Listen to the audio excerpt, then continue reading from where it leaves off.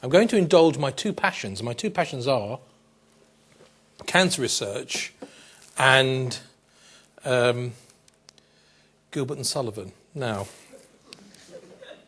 some of you were too young to, you probably never heard of Gilbert and Sullivan, but these are a quintessential pair of folk who were the original sort of duo of a composer and a lyricist, and they are responsible for having produced 14 comic operas over the period of 1871 to 1896. You might be familiar with something called the Mikado. Now, actually in this room I could sing at you, because until recently I was very active in various amateur groups in terms of comic opera, but I won't do that. Well, what I'm going to do, however, is use this as a framework to think about a three-act presentation from me. And the first act is really going to talk about what is cancer and what causes it. We're then going to go on to discuss, to think about how our understanding of cancer, which has developed enormously, particularly in the last 20 years actually, is impacting on cancer diagnosis and treatment. And then we're going to finish by thinking about what this means for the future. So I'm going to take you on a journey that will explore various facets of cancer development, of our understanding of what goes on at the cellular level. But first, let's just talk about the two components of all biomedical research. And these are slides that I've borrowed from Cancer Research UK. And they highlight the two fundamental aspects of any research into biomedicine, into pathogenesis of disease. One is understanding what goes on at the cellular level when cells go wrong in our bodies. What does that actually mean? What goes wrong? We have to understand how things work normally before we can understand what goes wrong. And particularly for cancer, I mean, cancer has really revolutionised our understanding of cell biology. And as I go through, I'll be picking out some points that have really been so instructive in our understanding of normal biology, and how cancer, understanding cancer as a disease, has informed an understanding of nearly every fundamental cell process. And so you have to get this interesting sort of perspective that to understand when something goes wrong, you have to understand how something works normally. And that's been a major focus of cancer research probably in the last 50 years. And we're in this very exciting phase now of being able to turn all of this, and this is particularly true in the last probably 5 to 10 years, all of this understanding into basic cancer biology at the cellular level into translational research, translating that work into something that's going to benefit patients with the disease, that's going to provide us with new ways of diagnosing and treating cancer, and it's also going to allow us to think in a more creative way about how we prevent this disease. And so this is really what we're going to be discovering now on this journey over the next 40 minutes or so. It's worth just stepping back and thinking about the challenge that cancer poses for us in the UK and across the world if we just look at the sheer numbers associated with this. And a good place to start with understanding a disease is just to understand the extent of the disease, the prevalence of the disease, the impact the disease is having in terms of mortality and morbidity. So around 300,000 people develop cancer each year in the UK, and that's a pretty steady figure over the last 5 or 10 years actually. It's about 300,000 individuals are diagnosed with cancer in the United Kingdom every year. 1 in 3 of those, so that means that 1 in 3 of us will develop disease. In fact, recent data suggests it's about 1 in 2.7 of us will develop disease, and 1 in 4 folk will die of cancer. A simple, easy thing to carry around in your head is actually that 65% of all cancers occur in individuals who are over 65. And that tells you something that's really important in understanding the basic biology of this disease. It is predominantly a disease of later years. It's not about it's not like catching a cold, or it's a chronic disease, and it's a chronic disease that takes years to develop. Again, something we're going to come back to in some detail. A third of all cancers are caused by smoking. That also tells us that there's something very significant about the way that our bodies interact with the environment, and how that is a really important causal factor in the development of cancer. And of course, it is a very complicated disease. So one of the reasons we've struggled to turn this wealth of knowledge in understanding the basic biology of cancer into useful information for diagnosing, treating and preventing the disease is because there are 200 different types of cancer. And also there are some common factors in those 200 different types of cancer. There's lots of differences too. 50% of all diagnosed cases in this country are either lung, breast, prostate or colorectal cancer. Okay, so let's just look at some recent numbers. The most recent data that we have actually in terms of the prevalence of the disease, the number of cases of the disease per year is from 2009. As I said, there are just around 300,000 cases, and you can see the breakdown there, male to female. And you can see that by far the biggest burden of cancer in men is now prostate cancer. The interesting change that's occurred over the last 8 years actually is a reduction in lung cancer and an increase in prostate cancer in men. And you can see that 31% of all cancers in women are breast cancer. And you can see also that there's lung cancer at 12%, but actually in women, lung cancer is increasing year on year. This is just a snapshot for 2009. So if you just look at the raw numbers, you can see there are just over 48,000 cases of breast cancer, 41,000 lung cancer, 41,000 bowel, and nearly 41,000 prostate cancer. If you look at the number of people dying, then in 2010, which is the latest information we have the information yet for 2011, there were almost 160,000 deaths in the UK from cancer. And you can see that a lot of those deaths were lung cancer. And lung cancer is still a really significant problem in terms of cancer mortality. And if you start to look at the numbers again, you can see that even though there were nearly 44,000 cases of breast cancer a year, remember these aren't the same people, but we're seeing 11,000 deaths. And that difference is telling you that something we're doing is helping to manage this disease more effectively, whereas we're not able to manage lung cancer as effectively. Even now, it's a real problem because it tends to present late. And late presentation of cancer often means that it's difficult to treat, and it's more difficult to treat because the cancer has this sinister capacity to spread from its original site to other sites in the body, to seed itself and to grow in other areas of the body. And that's a really dangerous thing that accounts for the majority of cancer deaths. The majority of folk who die of cancer do not die from the primary disease. They die because the cancer has spread and seeded itself in brain, in lung, in bone, in liver. So there is something, these statistics are quite useful, and they also give us a snapshot of the changing profile, even within this country, the changing profile of the incidence of the disease. Okay. What we do know, however, is if you look at statistics and you start to track the trajectory of cancer, that this is a disease that is on the increase. It's partly on the increase because we're all living longer. That's one of the major factors. And I guess we've got to die of something. And cancer, unfortunately, is one of those diseases that is more common in the elderly. But you can see that from this slide that by far the biggest burden of cancer that is predicted to occur in 2020, and this is in terms of cancer mortality, is going to take place in China, sub-Saharan Africa, etc. And it's again because folks are living longer in those countries. They're not dying of infectious disease in their 30s and 40s.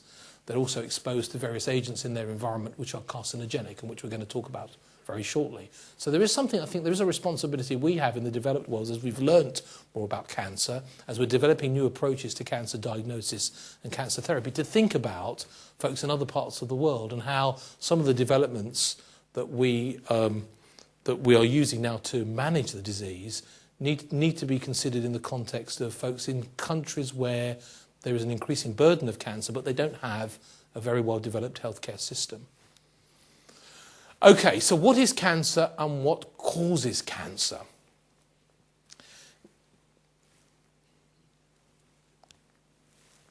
When people think about cancer, they think about a lump of tumour that is a proliferation, a growth, an uncontrolled growth of cells.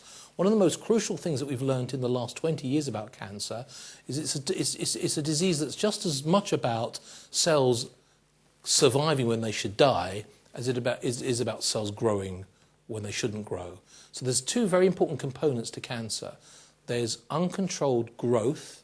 All cells are programmed in our bodies to grow, to perform a particular function, and then to die in a very orchestrated, very carefully controlled, programmed way. Cancer loses all those controls, and a simple way of thinking about cancer actually is that it's like driving a car where your foot is pressed down and stuck on the accelerator and your brake isn't working.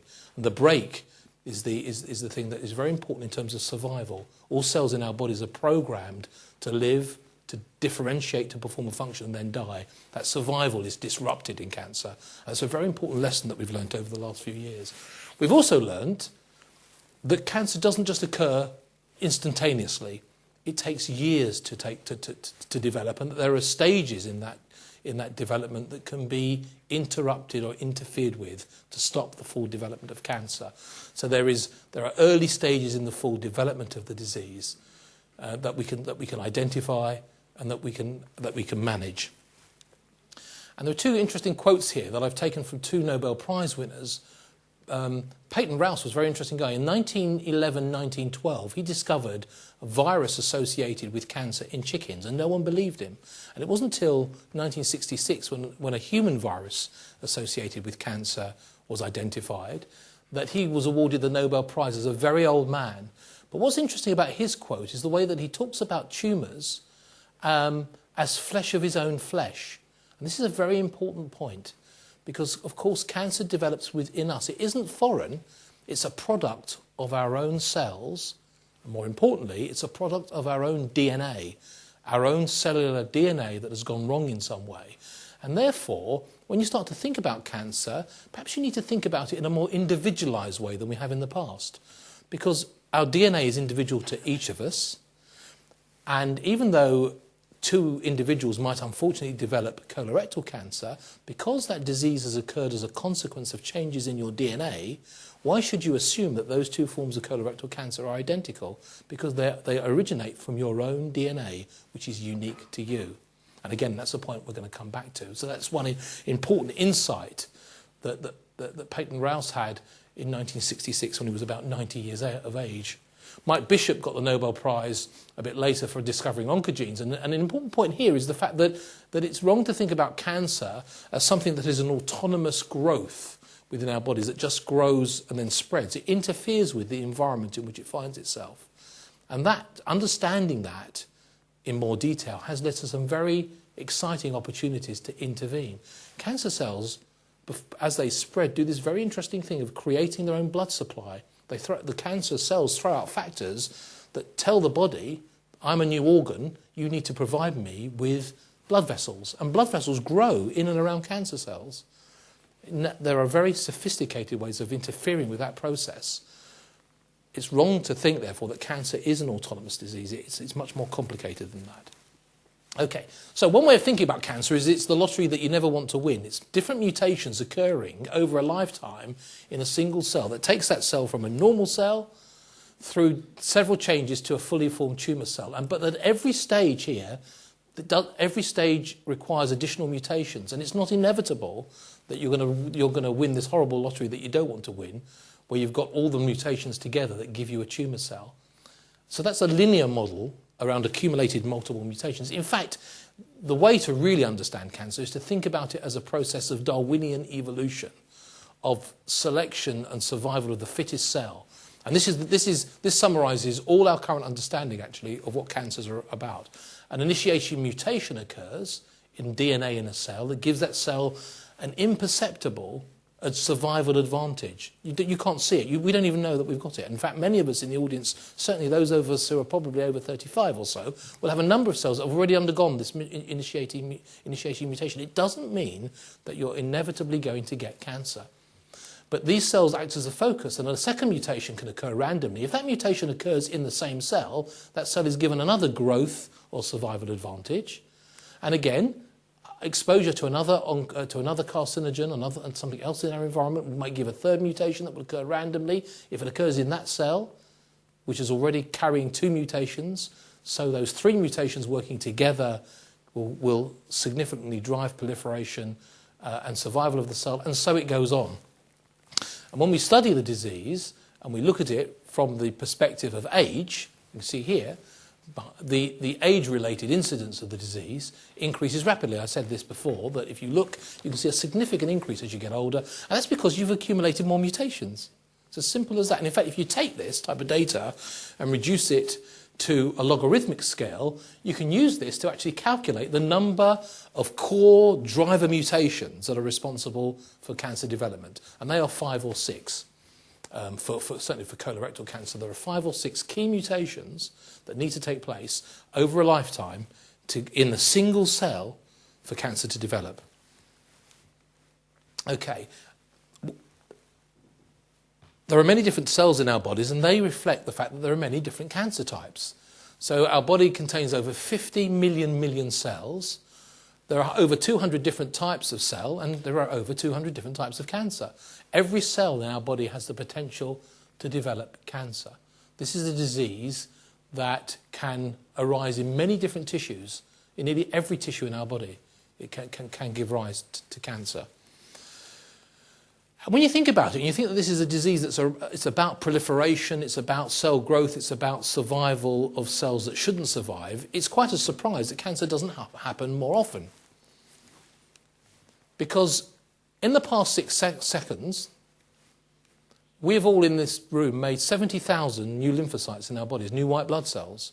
We've all generated 8 million new neutrophils, another type of white blood cells important for fighting infection.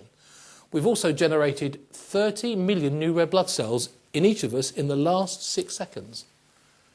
This might not seem like a big value, but actually, even 0.0005% of your skin cells is quite a lot of cells, actually. Linings of our intestine. All this is happening to replace the 100 billion cells in the body that have just died. All in that time, that's happening all the time. So this is a very, very closely controlled, very well orchestrated process. It's surprising it doesn't go wrong more often. That's because there are very significant intrinsic controls within cells that make sure these processes are highly regulated. And more often than not, if we do get a mutation in our DNA that might cause cancer, more often than not, actually that mutation will kill the cell, and the cell will respond to it, actually that mutation, by killing itself. So cancer then is a disease of the loss of normal growth control, but also the inability to die. And so just those two concepts are really important: uncontrolled growth and inability to die. And of course, what we've just discussed is this business of multiple hits, of cells accumulating mutations, leading to the development of cancer. Okay, so here's a dividing cancer cell. And this is a cell. This is the proliferation process. You can actually see in the middle of the cell the chromosomes at the centre, and then they divide the cell divides, and then it spreads out a bit. So you've got, for one cell, you've got 2 cells. So of course, and from 2 cells you'll get 4 cells, and so it will go on.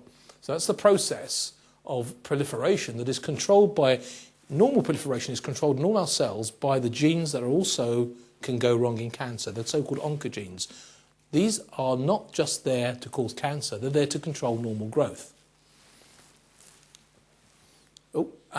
Likewise, cell death is controlled, and in a minute you're going to see a couple of cells here, but the big cells here, that are just going to die. They're going to shrink, and they just die away. And actually what happens is they fragment into little bits. And that's a very well-controlled process that's called apoptosis. That was actually originally discovered, identified and worked out in genes in worms. And it was in those worms that actually the genes that are associated with controlling survival were discovered, and the homologs of those genes in mammalian cells. And so we've got this process then of controlling cell death, of controlling cell proliferation. As I said earlier, cancer is a consequence of too much proliferation, foot stuck on the accelerator, and not enough cell death. The brakes aren't working. Okay. What we've learned, very importantly, in the last 5 to 10 years, is that the way that cell division is controlled in our bodies and the way that cells develop and differentiate is governed by a particular population of cells called stem cells. And in our bodies, there are very primitive cells that can develop into all cell types in our bodies. And you'll be familiar with this because this is a very exciting part of modern biology, the identification of the factors involved in the development of stem cells and their differentiation into different tissues. And of course, a couple of weeks ago, the Nobel Prize was awarded to John Gurdon for his discovery that you can take a mature nucleus from a cell and put that cell into it and basically make a whole animal out of that nucleus. But also, a guy from Japan won the Nobel Prize because he was able to demonstrate that you can take mature cells and turn them back into pluripotent stem cells that could develop into any tissue in your body. So stem cells are very important, but we've also learnt recently that stem cells are very important in cancer. That many cancers actually have a population of cells that give rise to the cancer, that continue to develop into cancer cells, even when you've eradicated most of the cancer. I'll come back to that point in a minute. So what we know now is that in the same way as I said earlier, that cancer mimics many of the fundamental processes, cellular processes in our bodies. It wasn't a surprise that when stem cells were discovered and when the characteristics of those cells were uncovered, that studying cancer, we all realised that actually a proportion of cancer cells are actually stem cells. And the reason that's important and so critical is because it explains a massive conundrum in cancer, which is the fact that in many people treated with chemotherapy and radiotherapy, the standard conventional approaches to eradicating the disease, the tumours come back. Sometimes many years after, patients can go into remission and they can be disease-free for 20 years, but then the same tumour comes back. And we know that now because we can analyse the clonality of the tumour and say it was the same tumour as 20 years before. And the reason for this is that every tumour in our that forms has a small population of stem cells that don't grow very fast at all. They're not proliferating. They're the cells, however, that when they do divide, they give rise to the bulk of the tumour. These cells, the bulk of the tumour, respond very effectively to chemotherapy and radiotherapy, but the stem cells do not. And so we've been targeting the wrong cells for many years in cancer therapy. And now there's a massive push on to identify these cancer stem cells and to target them much more effectively with novel targeted therapies. So this is a disease that's about DNA. It's DNA going wrong. There's a lovely exhibition outside that tells you everything you ever wanted to know about DNA. One of the important things about DNA, of course, is it is the blueprint that drives the development and the differentiation of all cells. And it's made up of double strands of DNA wrapped up in chromosomes. Cancer is a disease of mutations occurring in specific genes. As I say, most of the mutations that occur in our bodies, which are a consequence of the environment and the things that we breathe in, the air, the environment in which we're exposed to, will lead to cells dying. But sometimes they hit these crucial oncogenes or these genes controlling cell death. Remember, we have 3,000 million base pairs, and what these base pairs do is encode genes, and genes make proteins. And in each of our cells, we have the capacity to make about 20,000. We have the capacity in our DNA to make 20,000 protein-coding genes. Obviously, different spectrum of these genes are used to deliver to generate brain versus liver versus lung, etc. So, simple take-home message actually is that cancer is basically all about DNA damage. It's all about the way that radiation, the way that our diet, the way that exposure to the environment, smoking, viruses, and indeed pollution can induce changes in our DNA. And we're all exposed to those all the while, and our bodies respond to that in different ways. So most of the time, cells that accumulate mutations will die. Other times, unfortunately, they will start to provoke the early changes associated with cancer. So we know about chemicals, viruses, radiation. We know that a proportion of cancer, a very small proportion, about 5% of all cancer, is familial. There are familial traits, family traits that will increase your chance of cancer. It doesn't inevitably mean you'll get cancer, but will increase the risk of developing cancer. So this is all about a disease that originates from damaging DNA. And we know from studies that go back 50 years about smoking, we know from studies that go back more than 300 years that actually cancer is a disease where exposure to environmental factors is very significant. Percival Potts, a physician in London in the late 1700s, identified a very rare form of scrotal cancer, but it was associated predominantly with chimney sweeps. And it was something to do with soot and the continued accumulation of soot that will have induced mutation upon mutation that led to this particular disease. So one of the exciting and interesting things about cancer is that it does vary across the world. It's not the same in all countries, basically. It varies enormously. And it varies in terms of the type of cancer in different parts of the world, in different countries. And this is a really interesting area, this business of sort of looking at cancer in different places. And cancer also changes when folks migrate from one part of the world to another part of the world, quite drastically. So, for instance, in southern China, there's a tumour that's very common in the back of the nose that is very rare here, and it's a consequence of a Cantonese diet. But in southern China, colorectal cancer is still relatively rare. When those individuals migrate to another country, particularly to the west coast of the US, this is where it's been studied, within 1 generation, those Cantonese individuals do not develop nasopharyngeal carcinoma anymore because they've changed their diet. And they now start to develop colorectal cancer.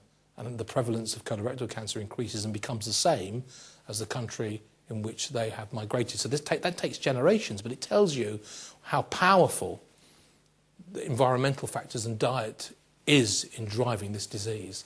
And so when you start to look around the world, you can see that in different parts of the world, different cancers are more common than in other parts of the world. And we can explain some of that in terms of exposure to UV light in Australia, viruses inducing liver cancer in China, very high salt in the diet in the Japanese, probably barbecue and McDonald's and pizzas in US, but same here. Something we don't understand is leukemia in Canada. We don't. Cervical cancer is about papillomavirus infection in Brazil. So we can start to explain this. And of course, this gets very complicated. But you can start to look at all of this across the globe. And it is very interesting because it tells you that cancer isn't the same everywhere. For instance, if you look here, if you look at in Western Europe, you can see that colorectal cancer is quite common, but you very rarely find colorectal cancer in Africa. And the reason we think is because of eating an unrefined diet and very rapid transit time through the gut that occurs from an unrefined diet in Africa, whereas we eat a very refined diet. We have very sluggish digestive systems, and that gives enough time for food that's being digested to present carcinogens in our guts and in our intestines. And so you can start to explain some of this. The question is, how can you control it and what can you do about it? But these environmental studies, these epidemiological studies are really important, very significant. And what they've led to is identification of a number of really important factors associated with cancer development. You can see that diet's important in about a third of cancers. I've mentioned smoking. We know that alcohol is also a significant factor. But studying different populations at different times and in different places is really very interesting. So in the 60s, for instance, epidemiologists studying cancer identified a group of individuals with very significant levels of bladder cancer. And they tried to identify what were these folks doing? Is it something to do with where they were working, what they were eating? Turns out that the common factor that linked this group of individuals was actually they were amateur fishermen. And they were dyeing their maggots with a very, very poisonous dye. And that dye was actually going through the skin, concentrating in the urine, focusing in the bladder, and what that was doing essentially was inducing mutation after mutation after mutation. And so it was eradicating those dyes was very important. They were banned, and since that time that type of bladder cancer is not common at all. It's gone away essentially. But there's a lag phase, and this lag phase also tells you there's something about accumulating mutations. So it's not about smoking and the next week you get cancer. It's about many, many years. And this lag phase between environmental exposure and the subsequent development of cancer is identified here as a sort of a 20-year lag phase. We also know that viruses are associated with cancer. About 20% of all cancers have a virus in their etiology. But remember, it's not just one factor that causes cancer. So this isn't like catching a cold. It's not about an acute virus infection. It's about a virus essentially replacing one of the mutations that would occur in DNA and then working along with other mutations in DNA to cause cancer. And here this shows you that, in fact, if you know that a virus is associated with a cancer, and you know that even though it might not be in itself totally sufficient to induce cancer, but is really important as a very significant step in the development of the disease, and you eradicate that virus by vaccination, you prevent people from getting infected, so you can eradicate the cancer. And here's an old study,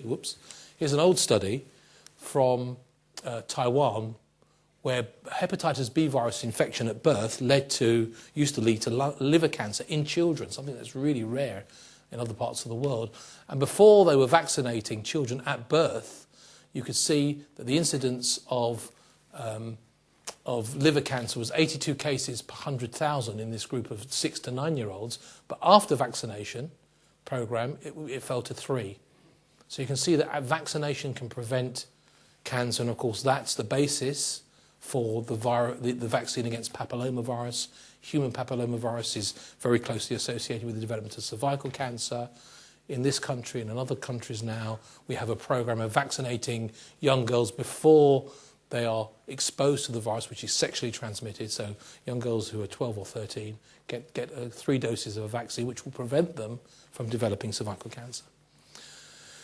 So this summarises everything we know to date about cancer. We know that there's an issue of evading this cell death process that's called apoptosis, of growing in a way that's uncontrolled and doesn't require the normal regulatory aspects, of not being sensitive to the normal braking system that tells you to stop growing, and then all these factors that influence the way that the cancer interacts with its environment. Growth of blood vessels, invading the tissues, and that really is what cancer's all about. Okay. And it's all to do with the way that DNA is damaged by environmental factors. And there is an element of risk and chance in this, hence the dice here. Because for all of us, the way that we respond to these environmental factors is going to be different. We inherit sets of genes from our mums and dads that determine, in a very subtle way, the way that our bodies detoxify environmental factors. And all these feed into the development of cancer. So cancer is a genetic disease. It doesn't mean it's inherited, but it means that the genetic changes are inherited when cells divide. It's also a disease where you get progressive accumulation of changes. It doesn't occur all at once. It's this progressive, slow, year-on-year accumulation or decade-on-decade accumulation. It's a multi-step process, and we know that environmental factors are key. Okay. So if you look at the molecular pathogenesis of cancer, then what we've been able to do in the last 30 years or so, and certainly in my working life, is move from understanding the histology of what a cancer looks like to identifying the chromosomes associated with cancer to actual genes, to the actual cancer genes. And what's exciting about this is the way that technology has impacted on our understanding of cancer. When I first started cancer research almost 30 years ago, if you wanted to identify a cancer gene and identify what it was doing, it would take you 2 years to do that. Now, those 30,000 genes that are in every cell in our bodies can be analysed in a cancer biopsy in 24 hours. So we've moved from something that took years to something that takes literally hours to study. And that's revolutionised our understanding of the disease. So this is what cancer looks like. This is the bowel of an individual with colorectal cancer. What you can see here are several lumps and bumps. So I'm sorry if this before people have had food this evening, but anyway, here is the invasive colorectal cancer, and here are some of the pre-cancers in the same bowel. And what this tells you is that this is a disease where if you're able to cut these little tumours out, they won't develop into these big invasive tumours. And it shows you that this is a disease where you can accumulate multiple changes in a cell that takes you from a normal cell all the way through into invasive cancer. And there's this sort of precancerous stage. And if you can identify this precancerous stage, you might be able to treat cancer. And that's what cancer screening does. It identifies people at an early stage of the disease and allows you to intervene in some way, surgically, often surgically, to remove the cancer. The precancer, so it can't develop into invasive, the deadly invasive form of the disease. This business of developing technology has allowed us now to sequence the whole cancer genome. So we can take cancer cells now, and this has been done for most common types of cancer, and identify every single genetic abnormality and catalogue those changes, and use that catalogue to identify different patterns of gene changes and how those changes relate to the development of the disease. I'm going to mention that in a bit more detail shortly. And all of this is then helping us put this all together in terms of this is a cell, these are all the pathways that control the way the cell grows and the way the cell dies, and by understanding these intricate pathways, these signals, we can start to think about how we target different parts of those pathways therapeutically, and some very exciting things that I'm going to mention in a minute are helping us deal with that. So, one of the big problems with cancer research, I guess, was there was this massive explosion in the biology and our understanding of DNA that started in the 1970s. And the big indictment, I think, for the field was very precious little of that was impacting in the way that we manage the disease. But now that's all changed, and it's changed for several reasons. One is because, particularly in this country, where this has been done in a much more sophisticated and integrated way, we're able to analyse cancer in the lab, what's going on, feed that back into patients in terms of new therapies and new diagnostics, and look at that back in the lab. And this, from bench to bedside, has worked extremely well in the UK and the funding that's been provided by the Medical Research Council, the various biomedical charities, has really helped us in terms of developing new approaches to managing this terrible disease. Now that we all understand cancer as something that doesn't develop just as a one-off immediately, but goes through different stages, you can start to think about why screening works. Now, screening will never be able to see the first cell that goes wrong in your body, that initiating mutation. But as other mutations accumulate and more cancer cells grow, so these lumps can become more visible. And they can become visible by X-rays, as in mammography. They become more visible because they might excrete factors, like in prostate cancer. There's a factor that's secreted in the blood that can be measured. They might become more visible if you scrape the surface of the epithelium, as occurs in cervical screening, where you'll see a few of these cells, you'll see some of these as well, and it tells you cut this out, and you won't get this horrible, deadly, invasive form of the tumour. So screening is very important, and we're all familiar with cancer screening in its different guises. There's a lot of work going on now developing new biomarkers to cancer, new ways of identifying factors in the blood for those cancers that are difficult to diagnose. The reason that lung cancer is so devastating is because it's very rare that you catch that disease early. Somebody will have a persistent dry cough and it might take years before the lung cancer is diagnosed because there's no way of identifying it other than X-raying everybody. Whereas obviously with self-screening, identifying a potential lump that might be cancerous in the breast and then looking at it with X-rays, that can help in terms of mammography, blood tests for prostate cancer and some forms of colorectal cancer. And obviously there are now new tests for colorectal cancer. Some of them are quite blunt instruments and not very specific, like looking at blood in the feces, but they do allow you to identify individuals who may be at risk. And if you have an examination, a colonoscopy, and you identify those small little lumps in the bowel, they can be cut out. Those adenomas, as they're called, can be removed before the deadly disease develops. What's really exciting now, however, is, of course, there's lots of new tests that you can use. And these new tests are allowing us to do something quite unique. So if we come back to Peyton Rouse, who said this disease of cancer is something flesh of our own flesh, what he didn't realise was something that he was saying something with a lot of insight, that there is this issue of cancer developing from our own DNA. Therefore, why should we assume that two individuals developing the same form of cancer actually have the same prognosis and should have the same treatment? And what's happening now with the new sophisticated technology we have is we can take a biopsy of cancer, we can identify all the genes and what they're doing, and we can use that to actually produce a barcode for an individual. So here's one way of doing this. Here's a renal tumour. You can extract, in this instance, the RNA, doesn't really matter, the nucleic acid. You can measure it all on a chip and you can identify what 30,000 genes are doing, and you can start to relate that to the way that patients are responding to therapy. And you can start to tailor therapy to that particular individual. So what I like to think about is that we've all got this is a barcode. This is actually developing a barcode for your particular cancer that says you're unique as an individual, therefore your lung cancer, your breast cancer is not the same as everybody else's, it's different, it's unique to you, we can measure it, we can take that measurement and do something very exciting with it. And that's what personalised or stratified medicine is all about in cancer. It's about the fact that you might have all these people with the same type of cancer, but should they all receive the same type of treatment? What I'm telling you is they shouldn't, because the cancer, even if it's breast cancer in all those individuals, is different. Also, we know in many situations that we overtreat cancer. A perfect example is breast cancer. Women that have early breast cancer where they have a lump removed from their breast, they have no nodal involvement under their arms, we don't know at the moment who's going to progress into worse disease and who's not. But we know that 60% of those people are actually not going to progress. What do we do at the moment? The majority of hospitals will treat those individuals, even though the lump's been removed, and we know that 60% of those women will not develop the cancer that has gone, we don't know which 60%.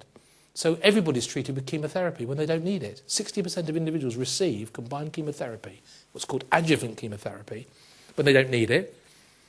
And therefore we've got a real issue here because we know that one size doesn't fit all, and we know that in some patients they don't respond at all to cancer therapies, to conventional chemotherapy. And there's a whole mixed bag of people who do respond or don't respond, who have more adverse responses to chemotherapy and radiotherapy. We're making them sick when they don't need to be sick. So now we're in a completely new era. We're in the era of stratified medicine. We're using these different ways of barcoding people and their cancers, we can start to actually identify novel ways of treating them. We can identify better ways of using chemotherapy and radiotherapy, new molecules targeting key pathways associated with deregulated growth. And it's a very, very exciting time to be doing cancer research.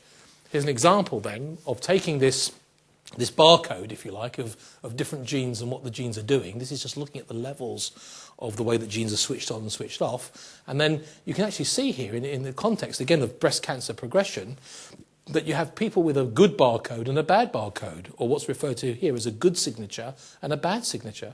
And you know that in these populations, if you've got somebody with a good signature, that they've got a very high level of possibility of surviving, and you don't need to do much more with them. But this group here, the poor survivors, the folk that have a poor signature, a poor barcode, will need extra attention, extra care, more intense therapy.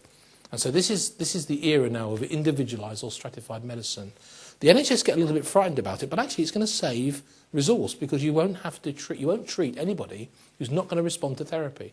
The majority of cancer patients, particularly, it depends on the cancer actually, but take leukemia, certain leukemia patients just do not respond to standard therapy. Standard therapy doesn't work in some leukemias. There's no such thing as standard therapy, actually. It's all a bit of a lottery. This allows it not to be a lottery any longer.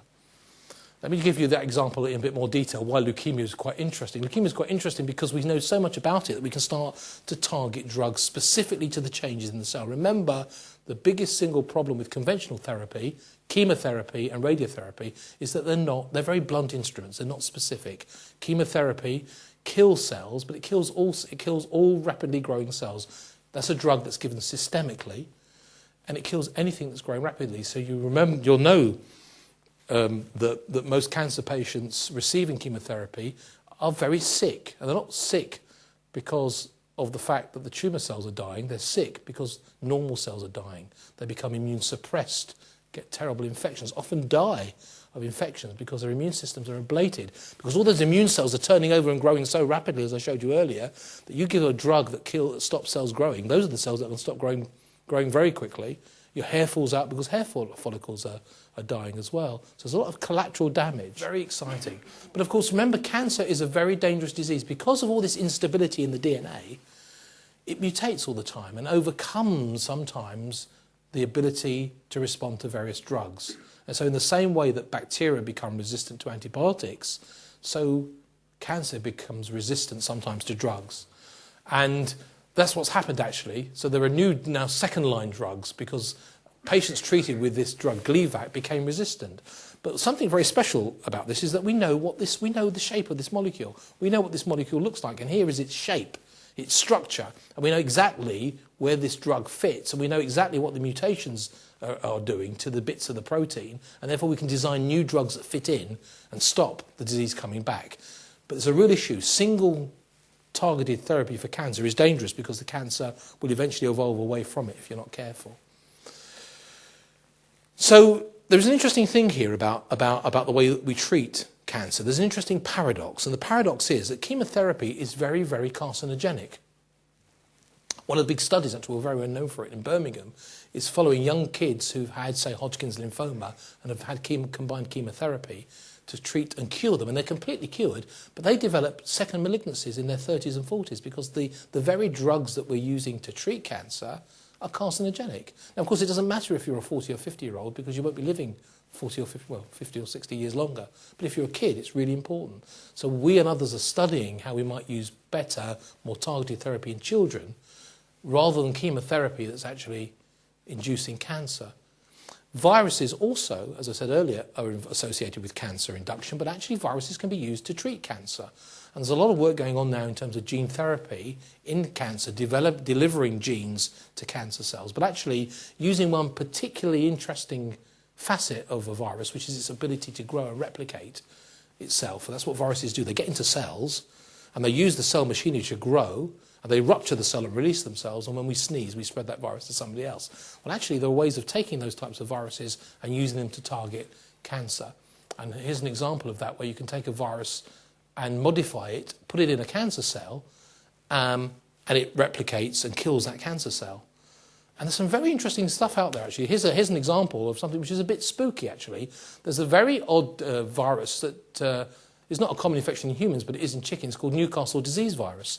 And there was an anecdotal story several years ago of an individual who had very advanced gastric cancer and was a farmer. And even though he was very, very poorly, he went out and was tending to his chickens. He caught this virus, and his gastric cancer, even though it was disseminated, spread, went away. Because the virus got into his cancer cells and destroyed the cancer cells. And so there are trials now in patients with various diseases, particularly high-grade glioma, where you inject the virus into the brain and you can actually cure the disease. And the other way of actually looking at this is to use the body's immune system. And I'm not going to bore you with this, but this is a very exciting area where you can turn the body's immune system against cancer. So one of the invidious things about cancer is because it takes a long time to develop over a period of years, it sort of grows against the body's immune system. It grows in a way that evades the body's immune system. But there are ways of jump-starting that. And we and others have been doing this by taking blood from patients with cancer, taking a particular immune cell from that blood, modifying that cell outside the body so it can stimulate an anti-tumour response, and then just giving it back to the patients. This is what's called a therapeutic vaccine. It's not a vaccine that prevents. It's not a prophylactic vaccine. It's a therapeutic vaccine. And in patients with liver cancer, we've been able to demonstrate here on scans that here's a very large, bulky liver cancer in somebody who's failed every other therapy, and this guy had a 6-week life expectancy. We took some of his blood cells, modified them outside of his body, put them back in, and after 3 cycles, you can see this tumour shrinking, and after 5 cycles, shrinking more. And he lived an additional 18 months, which was very, very significant for somebody who had a 6-week life expectancy. What this tells you is there's something very powerful about the body's immune system that can be harnessed, one hopes, to do something significant in treating cancer. The big dilemma we have now, we're on this threshold. We understand so much about the disease. We're developing new therapies. We understand about stratified medicine. And we're on the threshold of something very exciting. But it's also very worrying because of the cost implications, and we all know the government's very concerned about how do you roll out effective programs for screening that are effective in terms of identifying patients, but also cost effective. A wonderful thing's happened in the last couple of years. The government has done a really good thing with the cancer drug budget, because you'll all know that there was a real problem previously with the so-called postcode lottery in terms of new drugs. But there is now an allocation to the Cancer Drug Fund, the CDF, that is really impacting on the ability of patients all around the country to access new drugs as they come along. But it's still a real problem. And we're in this interesting phase. So I've talked about cancer as a disease that evolves in the same way as in a Darwinian way. And so our approach to cancer therapy is also evolving. There's a danger, however, that if we're not careful, that we throw away the empirical approach to conventional therapy. And even though conventional therapy can be dangerous, as I've said, it still is very important if used properly, if targeted in a stratified way to those patients who respond best. But there's also, so we can tailor conventional therapy. We can also develop targeting and designer drugs. And it's a combination of all these that is now sort of in the balance in terms of how we manage different types of cancer. And the big problem with all these very fancy drugs, these drugs that are really these designer drugs that target the pathways that we understand and the mutations we understand, is they're very, very expensive. So here are some of them. You may have heard of Herceptin, is the drug that's used to treat those women that have a particular marker on the surface of their breast cancer cells that allows the signal to be switched off, if you like. But these are very expensive. As I say, there is a central fund now, but it's not a bottomless pit. And what's important now is we take these drugs alongside the stratified medicine approach and identify individuals where we know they're going to work and going to do their job. Our problem, of course, is as we start to identify some of the very early changes in cancer, there's a large number of us who will have those early changes, but they're pretty meaningless because you identify the first change, and we know exactly what the first change is in colorectal cancer. We know exactly where it is. We know what chromosome is on. It's chromosome 5. It's a particular region of chromosome 5. And I would suggest that, looking around the room, that probably about 60% of us already have that mutation in some cells in our intestine. But it won't mean that we get colorectal cancer. For every 1 million people that have that particular change, perhaps only 10 of them will get the very early stages of cancer, and perhaps only 1 of them will actually get the cancer. There's no point running a screening test on 1 million people if you only identify 10 and only 1 of those 10 are likely to develop cancer. So there's a real problem in how you roll out screening programs. It's a real challenge for the future. But the future is very exciting and is so much brighter now in terms of cancer that it's not a disease that needs to be feared anymore. So we can look at risk assessment for developing cancer. There are cancer vaccines that will prevent the disease. There are drugs. And we know there are certain factors in the diet that are protective. So I've talked about diet being harmful, but we know there are some really important factors in diet that are good for you. Green vegetables is one of them. Green tea is very good. Better biomarkers, new tests and screening are coming along, and national screening programs for bowel cancer are now in place, better screening programs for prostate cancer. These are developing at a pace now. The prognosis, particularly as it relates to personalised therapy, is so important. This is the big development that's going to take place in the next 5 years, where folks will only be treated after we know what their barcode is and how to give them the best possible treatment for their particular tumour. Therapy is getting better, even conventional therapy. There are ways now of targeting surgery, particularly robotic surgery, and that's been tested very nicely in prostate cancer and bladder cancer, but you can do that in other areas too. Robotics is very sophisticated. The cyber knife, which they're just about to buy at the QE, is a way of targeting radiotherapy just where you need it, so you don't get any of that collateral damage. And that's really very, very important. So there are better ways of using conventional therapy. There are exciting new targeted drugs. I mentioned the small molecule Gleevec, but there are also antibodies. There are biological therapies that are coming through. Even immunotherapy is looking exciting in the States. Last year they approved for the first time a vaccine treatment for prostate cancer. And it's an interesting one, this, because prostate cancer can be controlled with this vaccine, and an individual with the prostate cancer probably only needs 1 shot a year of that vaccine to keep the cancer at bay. And what it means is that in some situations where we can't cure the disease or prevent it, it can be managed in a much more controllable way, in the same way that other chronic diseases like diabetes, like arthritis, are managed. And there doesn't need to be the fear that we've all had that somehow cancer is a death sentence. It isn't. And of course, everybody will want to do their best to ensure it doesn't develop. And if it does develop, it can be eradicated. But in certain situations, I think we're going to see more and more people living with cancer as a chronic, controllable disease. And I actually firmly believe that, and most of my colleagues are convinced that we're in this very exciting era now of taking all of this wonderful knowledge about the genome, about DNA damage, about growth and about survival of cancer, and using it in better ways to treat and to prevent the disease. And you'll be familiar with the impact this is happening now. It's happened now with Cancer Research UK. It's the biggest cancer charity in the world. And obviously we've recently had this Stand Up to Cancer event, which is very exciting. But also what it creates, I think, is a very interesting partnership between the researchers, between the fundraisers, and between the patients and survivors. And thinking about actually cancer survival and how we support individuals who've had cancer or who are able now to live with cancer as a chronic disease. It's taken us into a completely different era in terms of the way that we think about this disease. So thank you very much for your attention. I know I've gone on a little bit longer than anticipated, but I'm very happy to take any questions. Thank you.